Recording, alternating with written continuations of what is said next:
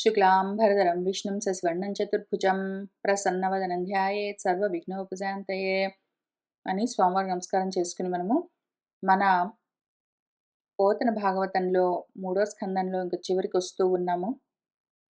మన దేవహూతికి భగవంతుడు గురువుగారు కపిలుల రూపంతో చేస్తూ ఉన్న ఉపదేశం ఇంక చివరికి వస్తూ ఉన్నది.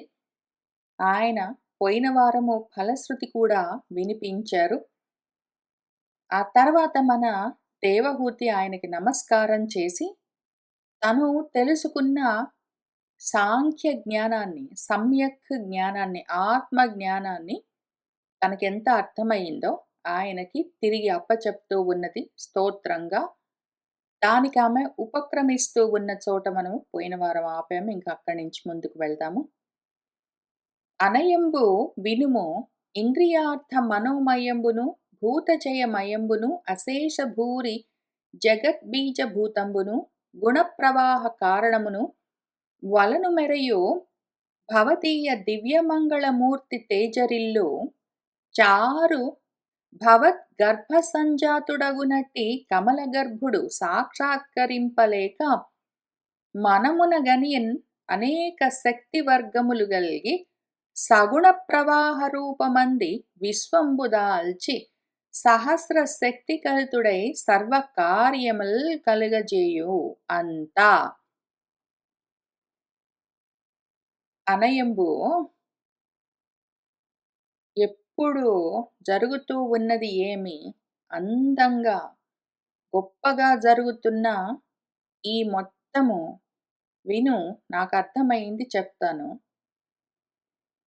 ఇంద్రియాలు, దశ ఇంద్రియాలు, వాటి యొక్క అర్థాలు, విషయాలు. ఈ విషయాలు ఏదో దృశ్యము, శబ్దము, రుచి మొదలైనవన్నీ ఉంటాయి అర్థాలు. వాటిని పట్టుకునే ఇంద్రియాలు, వీటి వెనకాల ఉన్న మనస్సు, వీటితో పాటు భూతచయము, భూత సంచయము, పంచభూతాలు, ప్రాణులు, ఇంకేమైనా సరే వీటన్నిటితో కూడి ఉన్నది అశేషమైన భూరి జగత్ బీజభూతము. శేషమన్నది లేకుండా మొత్తం జగత్తంతా ఎక్కడి నుంచి వచ్చిందంటే బీజ రూపంలో ఆ పరాత్మతత్వం దగ్గరే ఉంటుంది. అక్కడి నుంచి ఈ బ్రహ్మాండమన్న జగత్ విశ్వ వృక్షం మొత్తము గుణప్రవాహ కారణంతో అదసలు బీజభూతంగా ఈ జగత్తంతా అక్కడే ఉన్నది. అది ఎప్పుడైతే గుణాలలో వైషమ్యం కలిగిందో ఆ గుణాల ప్రవాహము అవి ప్రవహించడము, వహించడం మొదలయ్యేసరికి ఆ కారణంగా వలను మెరయు చాలా గొప్పగా మీ ఈ విశ్వమన్న దివ్యమంగళ మూర్తిగా తేజరిల్లుతూ ఉంటుంది. అది చారు అందమైన రూపము. ఆ రూపాన్ని మీ గర్భం నుంచి సంజాతము జన్మించిన వాడైన భవత్ గర్భ సంజాతుడైన ఆ కమల గర్భుడు కూడా, బ్రహ్మదేవుడు కూడా సాక్షాత్కరింపజేసుకోవడానికి అవ్వక, కుదరక మీ ఈ రూపాన్ని మీ నుంచే వచ్చిన బ్రహ్మదేవుడు కూడా చూడలేక, బయట అది ఎందుకు కనిపిస్తుంది? ఎవరికి కనపడదు. బ్రహ్మదేవుడికి కనపడదు, ఇంకెవరికి కనపడదు. బ్రహ్మదేవుడు కూడా లోచూపుంటే లోపల తనుగానే తనని తెలుసుకుంటే తెలిసేది. బ్రహ్మదేవుడు బయట ఏంటో కావాలని ప్రయత్నం చేసినంత వరకు కనపడలేదు. కానీ మనసులో ఆయన భావన చేస్తే మాత్రం సగుణంగా ఆయన గుణాన్ని బట్టి సాకారంగా ఆయనకు తెలిసింది. అనేక శక్తులతో ఆయన ఆ పరబ్రహ్మము యొక్క వీర్యము ఎన్నో విధాలుగా మారి అది సగుణ ప్రవాహ రూపమై, సుగుణం కాదు సగుణం, గుణ ప్రవాహాలతో కూడి రూపాన్ని పొంది విశ్వంగా మారి అనంత శక్తులతో కూడి సర్వ కర్మలు చేస్తూ కర్మలను కలిగిస్తూ బయలుదేరింది. అంతా అనగనగా ఒకానొక సమయంలో ఏం జరిగిందంటే మన బ్రహ్మదేవుడు ఆ కమల గర్భుడు, కమలం నుంచి ఉద్భవించాడు. ఆయనకి తనెక్కడి నుంచొచ్చాడో ఆ మూర్తి కనపడలేదు. దాంతో ఆయన వెతికాడు. బయట కనపడలేదు గానీ లోపల తెలిసింది. ఇంకా ఆ విధంగా నీ మూర్తిని ఆయన మనసులోనే సాక్షాత్కరింప చేసుకొని, ఆ తర్వాత ఆ గుణాలతోటే కూడి ఉన్న ఈ విశ్వాన్ని మొత్తాన్ని ఆయన రచించాడు. ఆ విధంగా మొత్తమంతా వచ్చింది నీ వల్లే. అంతటికి నువ్వే బీజము. మొత్తమంతా నీ వీర్యం వల్లే కలిగింది. అంతన్ అని ఆమె అక్కడి నుంచి అసలు సృష్టి క్రమం దగ్గర నుంచి మొదలుపెట్టి ఎందుకు అంటే ఇవన్నీ చెప్తూ వచ్చారు గురువుగారు కపిలుల వారు. ఏ గురువులైనా సరే అదే చెప్తూ ఉంటారు. ఇంక అక్కడి నుంచి మొదలుపెడతారు. మన భాగవతము ఈ సృష్టి క్రమాన్ని ఇంకా ఎక్కడి నుంచో సర్గ దగ్గర నుంచి మొదలుపెట్టి చెప్తూ వస్తూ ఉంటుంది. ఇంక అక్కడి నుంచి తెలియాలి మనకి. ఎందుకంటే ఇదంతా అసలు ఎక్కడి నుంచి మొదలైందో తెలిస్తే ఇంక అక్కడి దాకా వెళ్ళి దాన్ని దాటి అంతకన్నా లోపలికి వెళ్ళిపోవచ్చు. అసలు కనీసము ఈ బ్రహ్మాండమంతా ఎక్కడి నుంచొచ్చింది, ఎందుకొచ్చిందని తెలిస్తేనే గదా! మొత్తాన్ని దాటుకొని వెళ్ళగలిగింది మనము. అందుకని మూల కారణాన్ని ఎప్పుడూ చెప్తూ ఉంటారు. అక్కడి నుంచి మనకర్థం గావాలి విషయము. మన దేవహూతికి గూడా అక్కడి నుంచి అర్థమయింది విషయము. ఆమె ఇంక అక్కడి నుంచి చెప్తూ ఉన్నది. చెప్తూ అతుల భూరి యుగాంతంబునందు కపట శిశువవై ఒంటిన్ కుక్షి నిక్షిప్త నిఖిల భువన నిలయుండవై మహాంబోధి నడుమ చారు వటపత్ర తల్ప సంస్థాయి వగుచో లీలన్ ఆత్మీయ పాదాంగుళీ వినిర్గత అమృతము గ్రోలినట్టి మహాత్మా నీవు కడగి నా పూర్వ భాగ్యంబు కథన ఇప్పుడు పూనిన గర్భమున నేడు పుట్టితివి అయ్యా. అతులమైన తులనము అంటే కొలిచి చూడడము. అతులము అంటే సాటి లేకుండా ఉండడము. సరి లేకుండా ఉండడము. అటువంటి భూరి ఎంతో గొప్ప యుగాంతంలో ప్రళయకాలంలో కపట శిశువువై ఒంటిగా ఒక్కడివే నువ్వు. అన్నీ లయం జేసి నువ్వొక్కడివే ఉంటావా కాలంలో ప్రళయంలో. నీ కుక్షిలోనే, నీ ఉదరంలోనే నిఖిల భువనాలన్నీ నిక్షిప్తమై ఉండగా, నీ ఉదరంలో సకల భువనాలను ఉంచుకుని వాటన్నింటికి నిలయుడివై ఉంటావు నువ్వు. ఉండి ఆ మహా అంబోధి నడుమ, ఆ మహాసముద్రం మధ్యలో చారు అందమైన వటపత్ర తల్ప సంస్థాయి వగుచు, వటపత్ర శాయి వగుచు. వటపత్రము మర్రి ఆకుపైన అదే నీకు తల్పంగా నువ్వు సంస్థానము ఉన్నవాడిగా ఉంటూ లీలగా ఆత్మీయమైన అంటే నీ యొక్క పాదాంగుళి నీ కాలి వేలిని నోట్లో పెట్టుకుని అందులో నుంచి నిర్గమిస్తున్న కారుతూ ఉన్న అమృతాన్ని నువ్వే గ్రోలుతూ ఉంటావుట.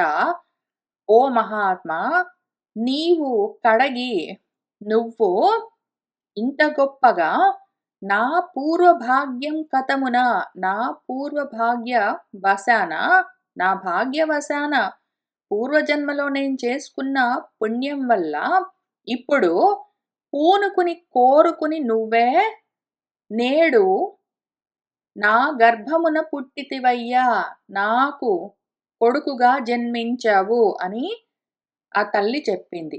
ఈ పైన చెప్పిన విషయం కరెక్ట్‌గా చెప్పిందామె. సృష్టి క్రమము మన గురువుగారు ఎట్లా చెప్పారో ఆమె అట్లానే చెప్పింది. ఇంకా ఇక్కడ నేను ఆ ప్రళయ సమయంలో, ప్రళయ జలాల్లో వటపత్రం పైన ఒక్కడినే శిశువుగా పడుకుని ఉంటాను. నా అమృతాన్ని నేనే తాగుతూ ఉంటాను. నేను నీ పూర్వజన్మ భాగ్యం వల్ల నీకు కొడుకుగా పుట్టాను అని ఈ విషయాలేవి ఆయన చెప్పలేదు. ఆయన ఉపదేశంలో ఇవన్నీ లేవు. ఇవి ఆమె ఇంతకు ముందు నుంచి తెలుసుకుని, విని ఉన్న విషయాలు వదిలిపెట్టలేక ఆమెకవి ఇంకా గుర్తున్నాయి. ఆయన ఏమి ఉపదేశం చేశారో, ఆ ఉపదేశం విన్న తర్వాత అంతకన్నా ముందు ఆమె మనసులో ఉన్న ఆలోచనలేమైనా ఉంటే అవి టెక్నికల్లీ జారిపోవాలి. అన్‌కనెక్టెడ్ విషయాలు జారిపోయి ఉండాలి. కానీ అవి కూడా ఉన్నాయి ఆమె మనసులో. అవన్నీ కూడా ఉన్నాయి ఆమెకు మనసులో. ఉండి అవన్నీ ఇప్పుడు బయటకొస్తున్నాయి. ఒకటేంటంటే, ఇదిగో ప్రళయకాలంలో ఇట్లా ఉంటుందిట అని ఆమె విన్నదేదున్నదో, అదంతా ఆమెకు గుర్తుకొచ్చింది. ఆయన చెప్పినా చెప్పకపోయినా గూడా ఆమెకు తెలిసింది ఆమె చెప్పింది. నీ అదృష్టం బావుండి నీకు నేను పుట్టాను అని ఆయన చెప్పలేదు. ఆమె నా అదృష్టం బాగుండి నా పూర్వజన్మ సుకృతం వల్ల నువ్వు నాకు బిడ్డగా కలిగావు అని చెప్పింది. యాక్చువల్‌గా ఏ బిడ్డలు కలిగినా మొత్తం వచ్చేదంతా అదే ఆత్మతత్వం నుంచి. ఆత్మతత్వంలో నుంచి ఆత్మతత్వం వస్తుంది. ఆత్మతత్వంగానే ఉంటుంది. అంతా అదే అయి ఉంటుంది. అంతా అందులోనే ఉంటుంది. అంతా అందులోనే లయమైతుంది. పూర్ణమదః పూర్ణమిదం. పూర్ణాత్ పూర్ణముదచ్యతే. పూర్ణస్య పూర్ణమాదాయ పూర్ణమేవ అవశిష్యతే అని ఆయన ఇంత క్లియర్‌గా చెప్పుకుంటూ వస్తే, ఆ తల్లి "నువ్వు నాకు జన్మించావు" అంటుంది. ఆమెకింకా ఆ మోహం ఉన్నది. ఈ కొంచెం మోహము ఆమెకింకా పట్టుకొని ఉండడం వల్ల, ఇంత బోధ ఆమె విన్నా కూడా ఇంకా చాలా కాలము తపస్సు చేయవలసొచ్చింది అందుకనే. ఆమెకింకా ఆ మోహం ఉన్నది. భగవంతుడు నాకు బిడ్డగా జన్మించాడని. పుట్టిన ప్రతి వాళ్ళు అదే భగవత్ స్వరూపం. అది కాకుండా వేరేది లేను గూడా లేదు. ఉన్నదంతా ఒకటే అయినప్పుడు అన్నీ అందులో నుంచే వస్తూ ఉంటాయి. అన్నీ అందులోనే ఉంటాయి. అందులోకే వెళ్తూ ఉంటాయి. అంతా అక్కడే ఉన్నప్పుడు పుట్టే ప్రతిదీ భగవదాకారమే. పుట్టే ప్రతి అణువణువు భగవత్ స్వరూపమే అయి ఉన్నది. మళ్ళీ కొత్తగా నా అదృష్టం వల్ల నువ్వు నాకిప్పుడు పుట్టావు అని చెప్తున్నది గాబట్టి ఆమెకు కొంచెం ఇంకా మోహం మిగిలి ఉన్నది. దీని గురించే ఆమె మొత్తం సాధనంతా ఇంకా ఆగింది. ఇంకిక్కడి నుంచి ఆమె చేసుకునే సాధనంతా ఈ ఒక్క విషయం గురించే చేయవలసి ఉంటుంది. ఆమె దాటుతుంది ఇంతకి ఆ తల్లి. ఇంక చివరికి ఈ ఒక్క విషయం మీద అన్నిటి మీద మోహం పోయిందామెకి ఈ పాటికే. మన దేవహూతికి, ఈ సాధకుడికి ఈ పాటికే అన్ని విషయాల గురించి మోహం పోయింది పాపం. ఆమెకు తల్లిదండ్రుల పైన, ఆమె సోదరుల పైన, ఆమెకింకా అక్క చెల్లెళ్ళు, అన్న తమ్ముళ్ళు అందరూ ఉన్నారు. వాళ్ళందరి పైన, తన భర్త పైన, ఇల్లు పైన, ఆమె ఇంతవరకు అనుభవించిన అనుభవాల పైన అన్నిటి పైన మోహం పోయిందామె. మొత్తం అన్నిటిని దాటింది. ఇదొక్కటి చివరగా మిగిలి ఉన్నది. ఈ ఒక్క మోహంలో నుంచి గూడా ఆమె తపించి, తపించి దాటుతుంది. ఇప్పటికైతే అందులో ఉన్నది. ఇంతకి ఆమెకు అర్థమైంది ఆమె చెప్తున్నది. అట్టి పరమాత్ముండవైన నువ్వు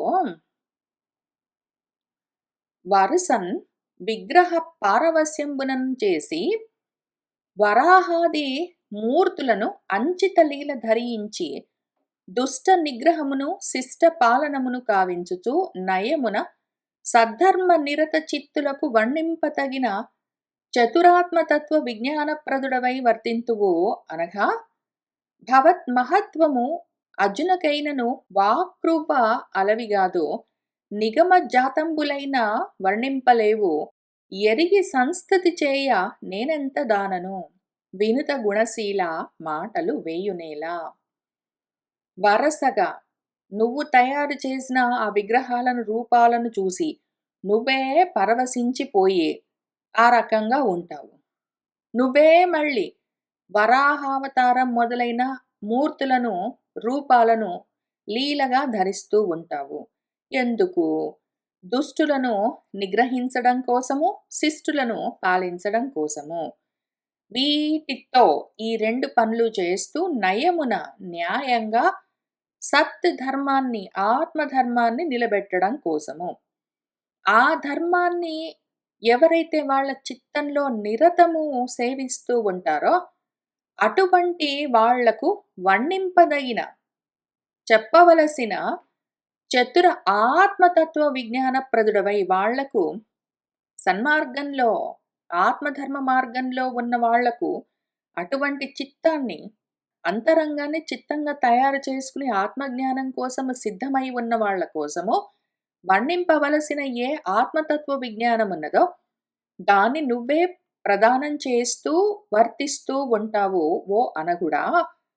భవత్ నీ యొక్క మహత్వము ఇంత ఇంత అని చెప్పడానికి అర్జునకైనను స్వయంభువుడు బ్రహ్మదేవుడికి కూడా వాక్రువన్ చెప్పడానికి, వాక్కులతో చెప్పడానికి అలవి కాదు, కుదరదు, అంత శక్తి లేదు. నిగమ జాతంబులు మన వేదాలన్నీ మొత్తం సమూహమంతా కలిసి కూడా వర్ణింపలేవు.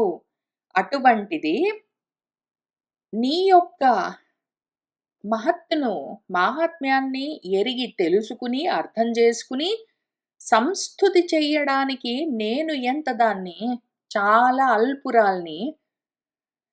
ఓ నుతింపబడే, విశేషంగా నుతింపబడే గుణములు, శీలములు కలిగిన వాడా! ఇంక ఇన్ని మాటలెందుకయ్యా? అంత గొప్ప గొప్ప వాళ్ళే నీ గురించి చెప్పలేరు. అసలు వేదమే నీ గురించి చెప్పలేదంటే నేనెంత దాన్ని అంటున్నది. ఇది ఇంకొక మోహము. ఆమెలో ఉన్న మోహాల్లో ఇంకా ఏవి చివరి చివరిగా మిగిలిపోయాయని ఎందుకు చూసుకుంటున్నాను అంటే, ఇటువంటివన్నీ ఐడెంటిఫై చేసుకుని నాలో ఇటువంటి మోహాలతో పాటు ఇంకా ఎన్ని రకాల మోహాలున్నాయో చూసుకుని దాటడం కోసం. ఈ మోహాలన్నీ ఆపేస్తూ ఉంటాయి ఎవరినైనా సరే. ఆ బంధాల్లో బంధించి ఉంచుతాయి.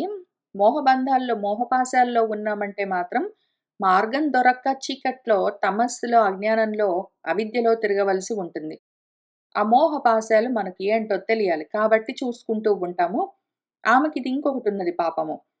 నేనెంత దాన్ని అంటున్నదామె. ఉన్నదంతా ఒకటే అని ఆయన ఇంతవరకు చెప్తూ వస్తే, అంటే పెద్ద పెద్ద వాళ్ళే చెప్పలేరు. నేను మాత్రం ఇంత అల్పురాలిని చెప్పగలనా? అని ఆమె ఎక్కువ తక్కువలు, భేదాలు చూస్తూ ఉన్నది. ఆ భేదము పోయిందాకా ఆత్మతత్వ జ్ఞానము యదార్థంగా, తాత్వికంగా తెలిసేందుకు అవకాశం ఉండదు. నీ గురించి వాళ్ళే చెప్పలేరు. నేనేమి చెప్తాను అని ఇన్ని భేదాలు చూస్తున్నది. కాక వాళ్ళు గొప్పవాళ్ళు, నువ్వింకా గొప్పవాడివి, నేను అల్పురాలిని అని ఆత్మ న్యూనతా భావంతో ఉన్నది. ఇవన్నీ అజ్ఞానంతో కూడిన మోహాలు. ఇవి దాటవలసి ఉంటుంది ప్రతి వాళ్ళు. నేనెంత దాన్ని, నేనెంతటి వాడిని, నేను అల్పుడిని, నేను తక్కువ వాడిని అని ఒకవేళ ఆ భావన మనసులో ఉన్నది అంటే ఆత్మతత్వాన్ని తెలుసుకునేందుకు వాళ్ళు సిద్ధంగా లేరు అనర్థం. ఆమె ఇంతకి ఇది గూడా దాటాలి. పైన కొడుకు అన్న మోహంలో ఉన్నది నా కొడుకు అన్న మోహం ఒకటి. పైగా నా కొడుకు అసలు యాక్చువల్‌గా ఏకంగా భగవంతుడే నాకు జన్మించాడు అన్న మోహం రెండోది. పైగా ఇదంతా నా పూర్వజన్మ సుకృతం అన్న మోహం ఒకటి. అసలు ప్రారబ్ధాలు ఇవన్నీ నిజంగా ఉన్నాయా?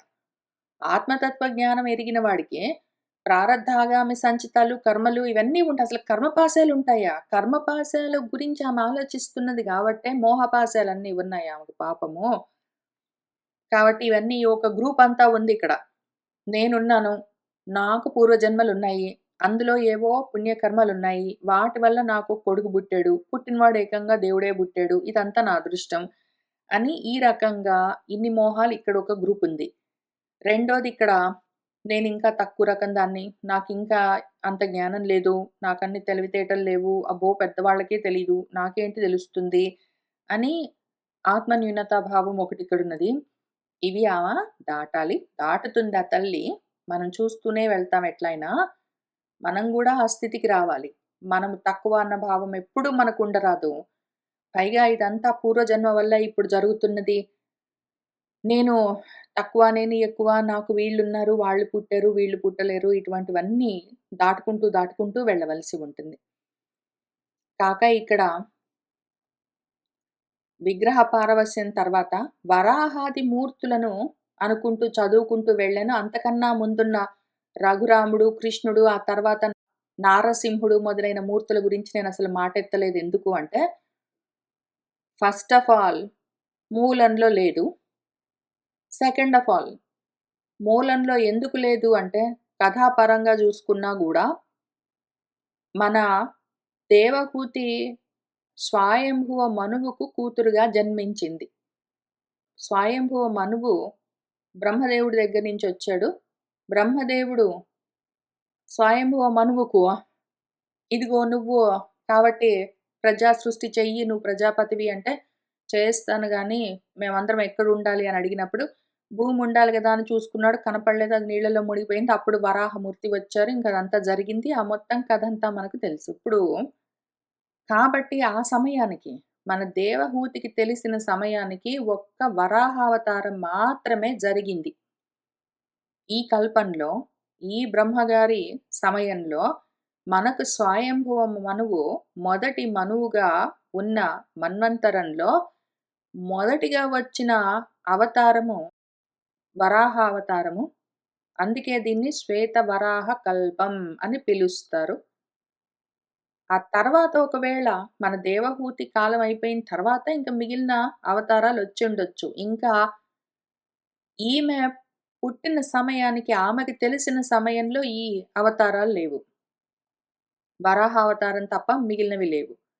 మూడో కారణము మన కపిలుల వారు, గురువుగారు ఆయన చెప్తున్న ప్రవచనంలో మిగిలిన అవతారాల గురించి చెప్పలేదు. నాలుగో కారణము అసలు మనకు భాగవత కథ ప్రకారం కూడా ఇంతవరకే జరిగాయి. ఇంకా మిగిలిన అవతారాలు ఇంకా రాలేదు. తర్వాత స్కందాల్లో వస్తాయి. ఎక్కడో జరిగినవి ముందు జరిగినవన్నీ మన పోతన గారు ముందే ఇక్కడ రాశారు గాబట్టి, ఇన్ని విధాలుగా అదక్కడ నప్పదు గాబట్టి నేనది డ్రాప్ చేస్తూ వెళ్ళాను. పైన ఇక్కడెందుకు ఇంకా కొన్ని మాటలు వదిలేసుకుంటూ పోయాను ఇవన్నీ అంటే, మూలంలో లేదు అదొక కారణము. అసలు సరిగ్గా సరిపోను గూడా సరిపోకపోతే ఇంకేమైనా ఎక్స్‌ట్రా ఉంటే, తత్వానికి, కథకి 2 విధాలుగా అసలు సంబంధం లేకుండా ఏమైనా ఉంటే అసలు నేను చదవను గూడా చదవకుండా దాటుకుంటూ పోతున్నాను. ఇది ఇక్కడ మాత్రం ఒకటి చెప్పాలనిపించింది. ఎందుకు కారణము, మిగిలినవెందుకు చెప్పలేదు, ఇదొకటే ఎందుకు చెప్పాను అని ఇదొక్కటే ఎగ్జాంపుల్‌కి చెప్తున్నాను గానీ, ప్రతిదానికి ఇట్లనే ఉంటాయి కారణాలు. నేనెక్కడైనా వదిలేసానంటే, అది కథాపరంగా, తత్వపరంగా ఈ రెండిట్లో ఒకటి గాని, 2 విధాలుగా గాని అసంబద్ధంగా ఉండిండొచ్చు అని మీరు చూసుకోవచ్చు. కావాలంటే నన్నడగండి కారణమైనా చెప్తాను. అదియునుగాక. ధీమహిత భవత్ మంగళ నామస్మరణ అనుకీర్తనముల్ గల హీనులు శ్రీమంతులగుదురు అగ్నిష్టోమాది కృత్తుల వలె శుద్ధులు తలపన్. ఓ ధీమహిత బుద్ధితో మహత్తుగా వ్యాపించినవాడా, మహాబుద్ధి కలిగినవాడా, భవత్ మీ యొక్క మంగళకరమైన నామము, దాని స్మరణ, దాని యొక్క కీర్తనము, ఇవన్నీ కలిగిన వాళ్ళు ఒకవేళ హీనులైనా కూడా శ్రీమంతులై ఉంటారు. వాళ్ళు చూడ్డానికి నీ నామమే స్మరిస్తూ, నిన్నే తలుస్తూ, నీ గురించే మాట్లాడుతూ, వింటూ, తింటూ అన్నీ చేస్తూ ఉన్నవాళ్ళు చూడ్డానికి బయట నుంచి హీనంగా, ధనహీనులుగా, వస్తుహీనులుగా ఇంకే విధంగానైనా కనిపించొచ్చు కానీ, అసలు చూస్తే వాళ్ళు శ్రీమంతులు. వాళ్ళసలు ఏవో శ్రీమంతులమవ్వాలి మేము అని అగ్నిష్టోమాది కర్మలు చేసుకునే వాళ్ళకు ఎటువంటి గొప్ప ఫలితాలు కలుగుతాయో, సిద్ధులు కలుగుతాయో, వీరికి కూడా నీ నామస్మరణ సంకీర్తన చేసినంత మాత్రాన అటువంటి యజ్ఞాలు చేసిన వాళ్లకు కలిగే విధమైన శుద్ధులు కలుగుతాయి అని చెప్తూ ఉన్నారు. మూలంలో వాళ్ళలాగా సవనం చేసిన వాళ్ళతో సమానులు అని మూలంలో ఉన్నది ఇక్కడ. ఎవరైతే నీ గురించిన ఆలోచనలు చేస్తారో వాళ్ళు ఇక్కడ ఓన్లీ సూకరాదయ అని ఒక వరాహావతారం గురించి ఆమె చెప్పింది దేవహూతి. సవనాయ కల్పతే, ఎవరైతే నీ నామధేయాన్ని శ్రవణం చేస్తూ, కీర్తనం చేస్తామని చేస్తూ ఉంటారో, వాళ్ళు సద్యః వెంటనే సవనాయ కల్పతే అంటే యజ్ఞం చేసిన వాళ్ళుగా ఉంటారు అని ఉన్నది. యజ్ఞం చేసే వాళ్ళని తక్కువ చేసి ఇక్కడ అగ్నిష్టోమాది కృతాళి కంటే వీళ్ళు శుద్ధులు అని ఎందుకు కంపారిజన్ చెప్పాలి? వీళ్ళు అట్లా అవుతారు అని చెప్పిన తర్వాత అక్కడ మూలంలో కాబట్టి. అదీనుగాక. నీ నామస్తుతి స్వపచుండైనను జిహ్వాగ్రమందు అనుసంధింపన్, నీ నామాన్ని స్తుతి చేస్తూ ఉన్నవాడు స్వపచుడైనా సరే, రేపటి గురించి ఆలోచిస్తూ తాపత్రయాలతో ఉన్నవాడైనా సరే, వాడి జిహ్వాగ్ర పైన, వాడి నాలుక పైన నీ నామస్మరణ నడుస్తూ ఉంటే, వాడు ఎటువంటి స్థితి పొందుతాడు అంటే, అహోబత స్వపచః అతః గరీయాన్ యజ్జిహ్వాగ్రే వర్తతే నామ తుభ్యం తేపుః తపః తే జుహువుః సన్నురార్యాః బ్రహ్మాన్ ఊచుః నామ గృణంతి ఏతే. వేదాన్ని అనూచానుడు చదువుకున్నవాడవుతాడు ఇంకప్పుడు వాడు. ఆ వేదాలు చదువుకుని వాడు ఎన్నో యజ్ఞాలన్నీ చేసిన వాడవుతాడు. తపస్సులన్నీ చేసిన వాడవుతాడు. నీ నామస్మరణ చేసినవాడు, నీ నామస్మరణ చేసినంత మాత్రాన, నీ నామాన్ని వాడి నాలుక పైన ఉచ్చరించినంత మాత్రాన వాడు తపస్సులు చేసినట్టే, యజ్ఞాలు చేసినట్టే, వేదాన్ని చదివినట్టే అని ఇక్కడ ఉన్నది. ఇంకెవరికన్నానో వీళ్ళు గొప్పవాళ్ళని ఏంటో కంపారిజన్ చెప్పారు కాబట్టి అది వదిలేస్తున్నాను. ఈ విధం ఆత్మలను తెలిసి ఎప్పుడు సజ్జన సంగముల్ జగత్పావనమైన నీ గుణకథామృతము ఆత్మల గ్రోలి సర్వతీర్థావళి కృంకును అట్టి ఫలమందుదురు అంచు సమస్త వేదముల్ వావిరి పల్కు కావునన్ వారులు ధన్యులు మాన్యులు ఉత్తములు. ఈ విధంగా ఆత్మతత్వ విజ్ఞానాన్ని వాళ్ళ ఆత్మల్లో తెలిసి ఎప్పుడు సజ్జన సంగములు ఉంటే వాళ్ళు జగత్పావనమైన నీ గుణాలను, నీ కథలను, ఆ అమృతాన్ని వాళ్ళ ఆత్మల్లో, మనసుల్లో గ్రోలుతూ ఉంటే, అటువంటి వాళ్ళు సర్వతీర్థాల్లో ఆ వరుసలు మొత్తం అన్ని తీర్థాల్లో గుంకినట్టే. మునకలు వేసినంత పావనమైతారు. అటువంటి తీర్థయాత్రలు చేస్తే, సర్వతీర్థాల్లో మునిగితే కలిగే ఫలితం ఎంతుంటుందో అంత కలిగిన వాళ్ళవుతారు. అంటూ సమస్త వేదాలే వావిరి పలుకుతూ ఉంటాయి. అదే పనిగా వేదాలే చెప్తూ ఉంటాయి. నీ నామ సంకీర్తనం చేసినంత మాత్రాన సర్వతీర్థాల్లో వాళ్ళు మునకలు వేసినంత పుణ్యం కలుగుతుంది, అంత ఫలితం కలుగుతుంది అని వేదాలే చెప్తూ ఉంటాయి కాబట్టి, అటువంటి వాళ్ళు ధన్యులు వాళ్ళు, ధనమంతా సంపాదించిన వాళ్ళు, మాన్యులు, గొప్ప సమాన స్థితి, సమస్థితిని చెందిన వాళ్ళు, చేరిన వాళ్ళు, వాళ్ళు ఉత్తములు. ఇంక వాళ్ళను మించిన వాళ్ళు లేరు. నీ గురించి మనసులో ఆలోచించిన వాళ్ళు ధన్యులు, మాన్యులు, ఉత్తములు. నినామ సంకీర్తనం చేసిన వాళ్ళు వేదాలన్నీ చదివినట్టే, యజ్ఞాలన్నీ చేసినట్టే, తపస్సులన్నీ చేసినట్టే అటువంటి వాళ్ళవుతారు. అది గావున పరబ్రహ్మంబవును, పరమపురుషుండవును, ప్రత్యక్మనోవిభావ్యుండవును, సమస్త జన పాప నివారక స్వయం ప్రకాశుండవును, వేదగర్భుండవును, శ్రీ మహావిష్ణుండవును నగు నీకు వందనంబులు ఆచరించదను అని స్తుతించినన్ పరమపురుషుండును మాతృవత్సలుండును అగు కపిలుండు కరుణారసార్ద్ర హృదయ కమలుండై జననికిని ఇట్లనియే.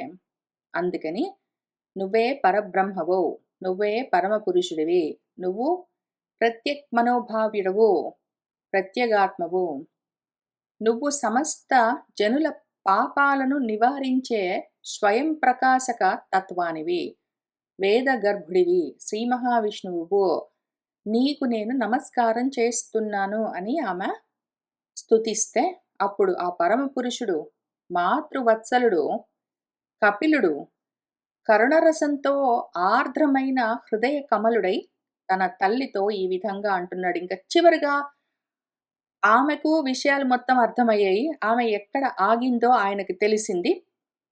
అయితే అక్కడక్కడ ఆమె ఆగిపోయింది గదా మోహంతో, రకరకాల పాశాలతో. ఇంకా చివరగా కొన్ని పాశాలు మిగిలాయి. వాటిలో నుంచి ఆమె దాటాలి ఇంకా. ఆ విషయం ఆయనకి తెలిసింది. అయితే నువ్వొదిగో ఈ మాట అన్నావు గదా! నువ్విక్కడేమన్నావు? ఇక్కడ చెప్తూ ఉన్నప్పుడు, కాబట్టి ఇదిగో నువ్వు నా పూర్వజన్మ సుకృతం వల్ల నాకు కలిగావు అని జెప్పావు. ఆ తర్వాత అంతకన్నా ముందేం జెప్పావు అని ఇవన్నీ ఆయన చూపించి ఒక్కొక్కటి, ఈ కారణానికి నీకింకా మొత్తం విషయం అర్థమైనట్లేదు. నువ్వింక కూర్చో. మళ్ళీ చెప్తాను ఫస్ట్ నుంచి విను అని ఆయన చెప్పలేదింక. నేను నిజంగా జెప్పానా? నీకేం జెప్పాను? నేను చెప్పిన దాంట్లో వటపత్ర సాయిని నేనే. నీ పూర్వజన్మ అదృష్టం వల్ల నేనే నా అంతటి వాడిని, ఇంత గొప్పవాడిని నేను నీకు కొడుకుగా పుట్టానని ఇవన్నీ నేను నీకు చెప్పానా? చెప్పలేదు గదా! నేను చెప్పనివన్నీ ఇంతకుముందు పాతగా నీ మనసులో ఎప్పుడువో ఉన్నవన్నీ గూడా ఇంక అట్లనే ఉంచుకొని నేను చెప్పేవన్నీ వినడం వల్ల కన్‌ఫ్యూజన్ ఎక్కువుంటుంది. ఆ కన్‌ఫ్యూజన్ పేరే మోహము. కాబట్టి నీకు మళ్ళీ ఫస్ట్ నుంచి చెప్తా విను అని ఆయన చెప్పొచ్చు ప్రాబబ్లీ. కానీ చెప్పలేదు. అయితే కానీ ఊరుకోలేదు. ఆమెలో ఈ మోహాలింకా ఉన్నాయని ఆయనకి క్లియర్‌గా తెలుస్తుంది గాబట్టి, ఇంకందుకని ఆయన ఏం జెప్పాడు, ఆమెకు అవసరమైన విధంగా ఇంక చివరిగా చేయవలసిన ఉపదేశము చేస్తూ ఉన్నారు. ఆయనేమంటున్నారంటే, "అమ్మా, తవిలి సుఖరూపమును మోక్షదాయకంబును అయిన ఈ యోగ మార్గంబు నేను అమ్మా నీకు ఎరుంగ వివరించి చెప్పితిని. ఇది దృఢంబుగాగ భక్తిని అనుష్ఠింపు కమలనయన. జీవన్ముక్తి లభించును.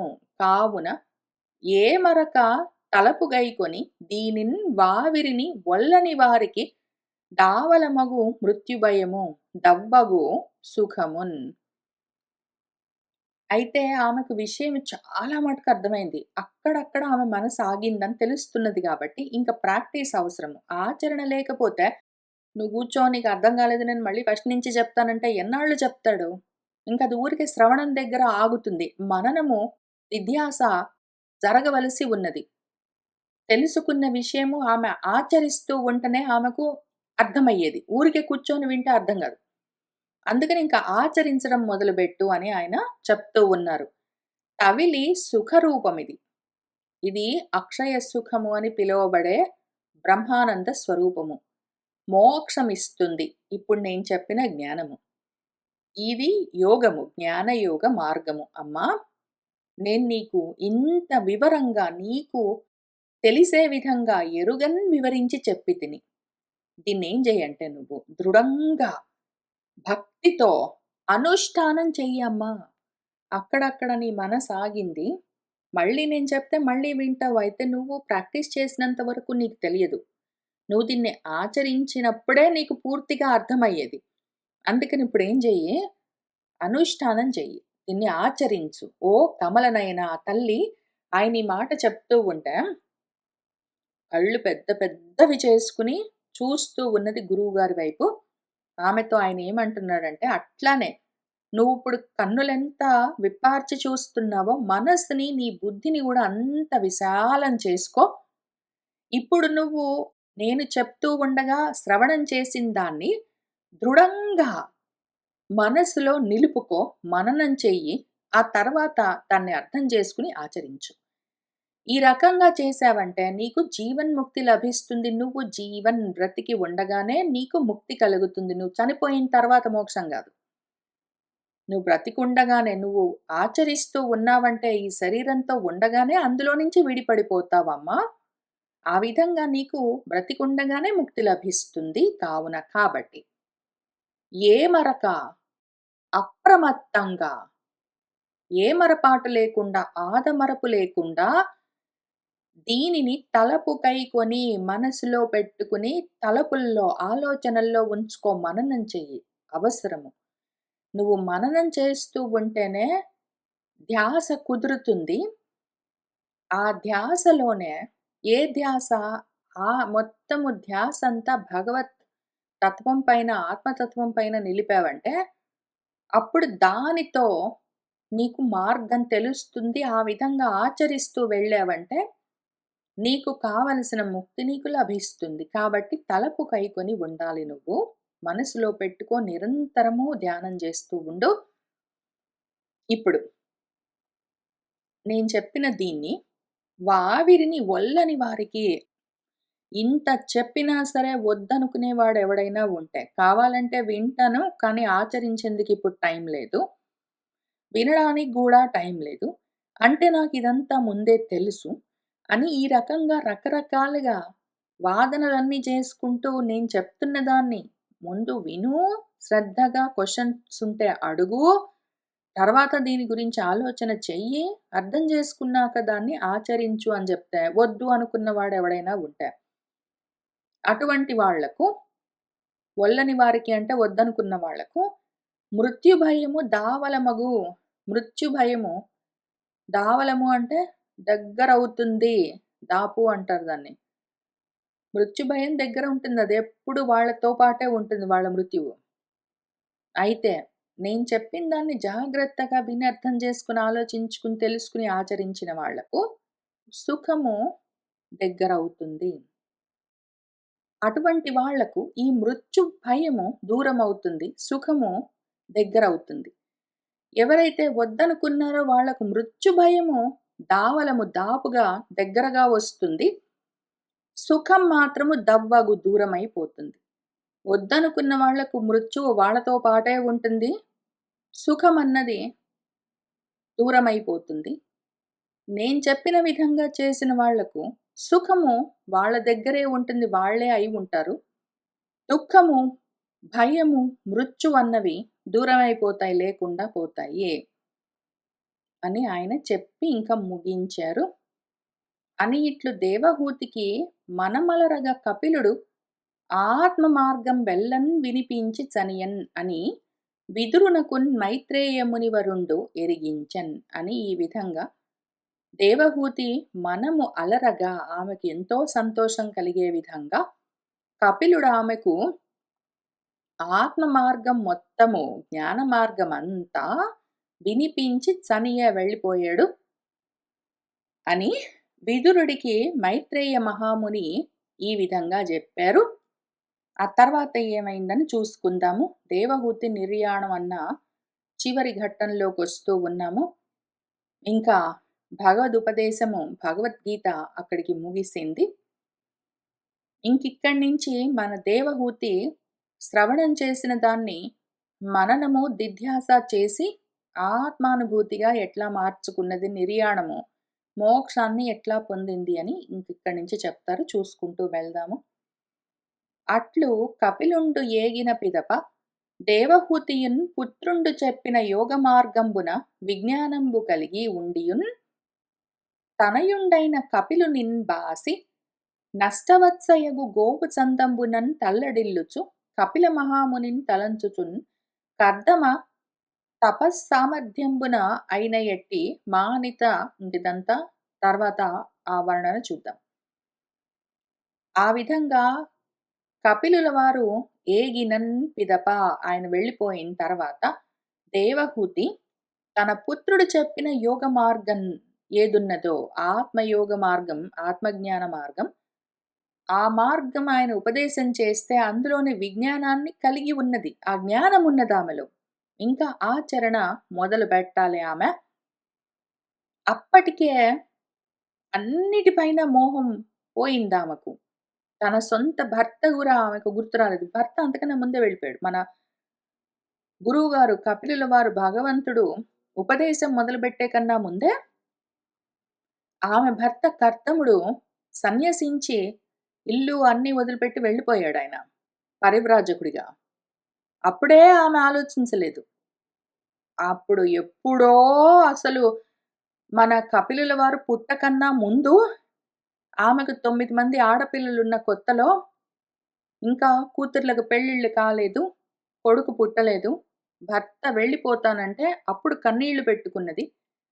ఆ తర్వాత ఆమె అడిగిందని చెప్పి కర్దముడు ఇంకా కొన్నాళ్ళున్నాడు. తర్వాత కొడుకు పుట్టాడు, కూతుర్లకు పెళ్ళిళ్ళు జరిగాయి. కూతుర్లందరూ భర్తలతో వారి వారి గృహాలకు వెళ్ళిపోయారు, గృహస్థాశ్రమాన్ని స్వీకరించి. ఆ తర్వాత కొడుకు ఉపదేశం చేస్తాడు నీకు అని చెప్పి మన కర్దముడు కూడా కొడుక్కి ప్రదక్షిణం చేసి నమస్కారం చేసి ఆయన వెళ్ళిపోయాడు. ఇంకా అప్పటికి ఆమెకేమి ఆ మోహం లేదు, భర్త అన్న మోహం లేదు. ఆమె ఎప్పుడో దాటింది. ఆల్రెడీ ఆమె ఎప్పుడో దాటి ఉన్నది ఆ సమయానికే. ఇప్పుడు ఆమెకు చివరగా కడపటగా మిగిలింది కొడుకన్న మోహం ఒక్కటే పాపం. ఇక్కడ మరి పోతన గారు ఎందుకు ఈ మాట రాశారో తెలీదు. ఆమెకు భర్త మీద పెనిమిటి అయిన కర్దముడి పైన అని రాశారు కానీ ఆమెకి లేదు. అప్పటికే ఎప్పటికో ఆయన వెళ్ళిపోతూ ఉన్నప్పుడే ఆమె చూసుకుంటూ ఊరుకున్నది. ఆయన సన్యాసాన్ని తీసుకున్న తర్వాత ఆయన ఇల్లు వదిలిపెట్టి వెళ్ళిపోతూ ఉంటే చూస్తూ ఉన్నది. అప్పటికి ఆమెకేం అనిపించలేదు. ఇంకా మనసు కదలలేదు. అప్పటికే దాటిపోయింది ఆమె. కొడుకు మీద ఉన్నది ఇంకా పుత్రవాత్సల్యము. నష్టవత్సయగు గోవు చందంబున ఆవు దూడ దూరమైపోతే ఆవు ఎంత బాధపడుతుందో అటువంటి దుఃఖం ఆమెకింకా మనసులో ఉన్నది. ఈ మోహాన్ని ఆమె దాటవలసి ఉన్నది. తల్లడిల్లుతూ ఉన్నది. కాబట్టే తపస్సు మొదలుపెడుతున్నది. కపిల మహామునినే తలుచుకుంటూ ఉన్నది. అయితే కానీ ఆయన్ని దేవుడిగా తలుస్తున్నది. ఒకటేం చేసిందంటే, భగవంతుడే నాకు బిడ్డగా పుట్టాడు అని మాత్రం ఆమెకు తెలుస్తుంది గాబట్టి, 2 కలిపి చేస్తున్నదామె ఒకటేసారి. కొడుకు గురించి ధ్యానం చేస్తూ ఉన్న సమయంలోనే, కొడుకును భగవత్ రూపంగా చూస్తున్నది గాబట్టి, భగవద్ ధ్యానం గూడా జరుగుతూ ఉన్నదక్కడ. ఆ రకంగా కర్దముడు తన తపస్సు అన్న శక్తి సామర్థ్యాలతో ఎంతో గొప్ప భవంతులను వాళ్ళిద్దరి గృహస్థాశ్రమం కోసము ఆయన అప్పట్లో పెళ్ళైన కొత్తలో నిర్మించాడు. అప్పటినుంచి ఇప్పటిదాకా వాళ్ళక్కడే ఉన్నారు. అంతకన్నా ముందు ఈ ఉపదేశం కన్నా ముందు మన కర్దముడు గృహస్థాశ్రమాన్ని మొదలుపెట్టి సన్యాసాశ్రమాన్ని స్వీకరించి వెళ్ళిపోయిన తర్వాత ఆయన ఇల్లు వదిలిపెట్టి వెళ్ళాడు గానీ, ఆ ఇంట్లోనే ఆమె అప్పటినుంచి ఇప్పటిదాకా అక్కడే ఉన్నది. ఆ ఇల్లు ఎంత వైభవోపేతంగా ఉన్నదో.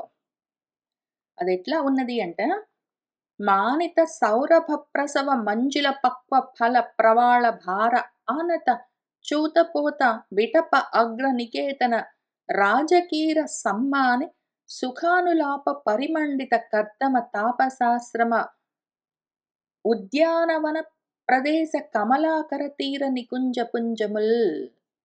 మానితమైన ఎంతో అందంగా ఉన్న సౌరభాలు, పరిమళాలతో, పరిమళ గంధాలతో కూడిన ప్రసవాలు, ప్రసూనాలు, గొప్ప పరిమళాలను ప్రసవిస్తూ ఉన్న మంజులమైన, అందమైన, పక్వమైన ఫలములతో, పండిన పళ్ళతో, ప్రవాళములు, చిగురుటాకులతో, వాటి యొక్క భారంతో ఆనతము వంగి ఉన్న చూతపోతములు, మామిడి చెట్లు, వాటి విటపములు కొమ్మల శాఖల అగ్రం పైన నికేతనం చేసుకుని గూళ్ళు కట్టుకుని రాజకీరాలు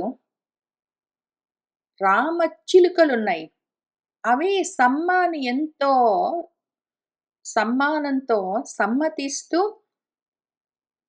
ఆ మామిడి పళ్ళను, బాగా పండిన మామిడి పళ్ళను, వాటి రసాలను, ఆ మామిడి చెట్ల యొక్క చిగురుటాకుల పైన ఉన్న చిగుళ్ళను తింటూ సుఖంగా అనులాపనములు చేస్తూ చిలుకల పలుకులన్నీ పలుకుతూ ఉంటే వాటితో పరిమండితము అంతటా ప్రకాశిస్తూ ఉన్నది కర్దముడు.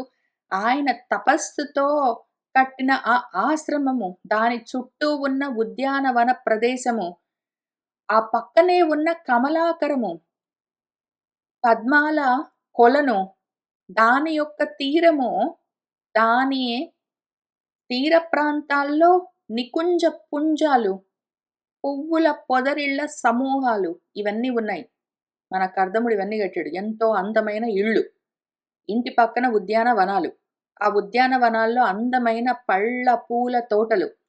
వాటి మధ్యలో అక్కడక్కడక్కడక్కడ కమలాలు, పద్మాలు పూసే రకరకాల కొలనులు.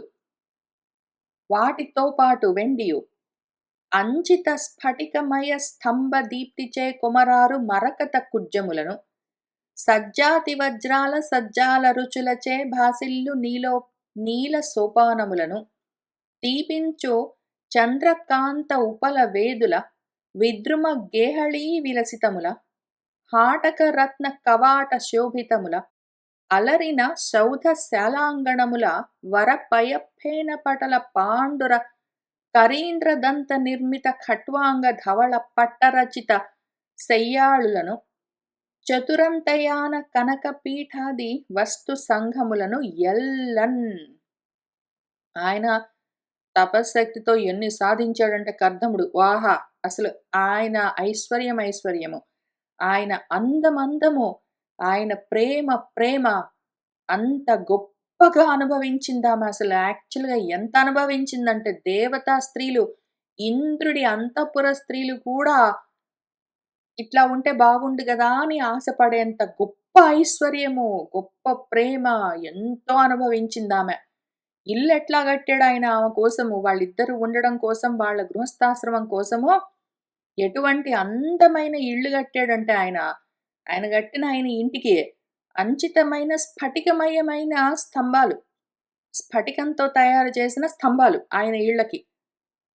ఆ దీప్తులతో అవి ప్రకాశిస్తుంటే తళతళ కొమరారు ఇంకా అందంగా మరకతాలు పొదిగిన కుడ్యాలు గోడలు.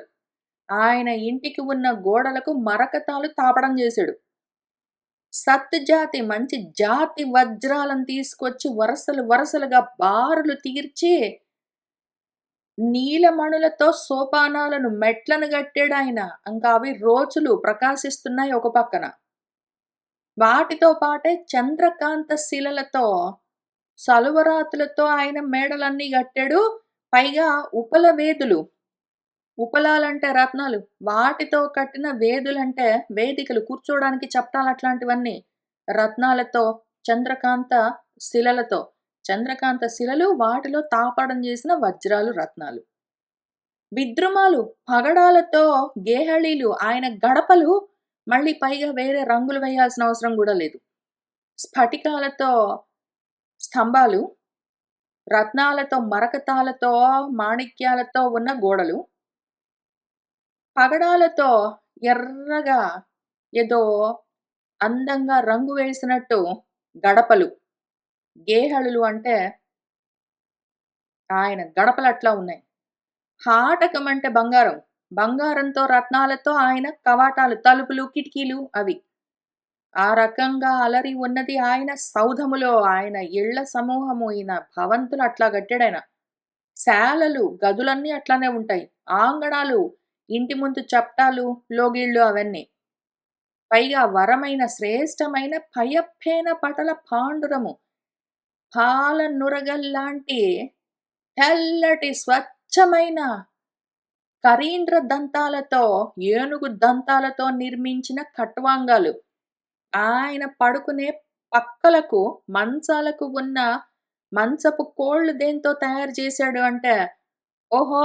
దంతాలతో రకరకాల డిజైన్స్ తయారు చేసి, ఏనుగు దంతాలతో చేసిన మంచాలు. వాటిపైన రచించిన, చక్కగా పరిచి ఉంచిన ధవళమైన పట్టుబట్టలు, చక్కటి పట్టు వస్త్రాలతో పక్కలు వేసి పానుపులు తయారు చేసి ఉంచారు. ఆ సెయ్యలన్నీ, ఆ ఆళులు, వరుసలు ఎన్నున్నాయో ఆ ఇంట్లో అట్లాంటివి.